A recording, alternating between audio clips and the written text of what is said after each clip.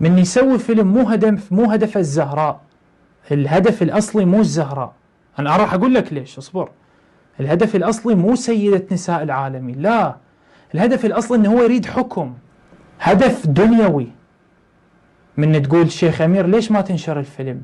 ما هو صاحب الفيلم مو هدف الزهراء، صاحب الفيلم هدفه فلوس، مو هذا الهدف.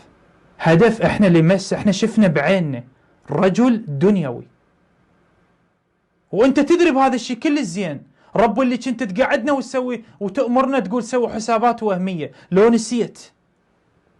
نسيت اللي الولد اللي طلع من عندك محمد كتبها حتى بكتابه بمذكراته، قال كان يقعدنا المعمم ياسر ويقول لنا سووا حسابات وهمية وحاربوا واكتبوا واحكوا. بعض الناس يقولون لا معقولة هذا عمامته هالكبرها ويمشي هيك على كيف وهيك يدنك، معقولة هو يعرف باليوتيوب؟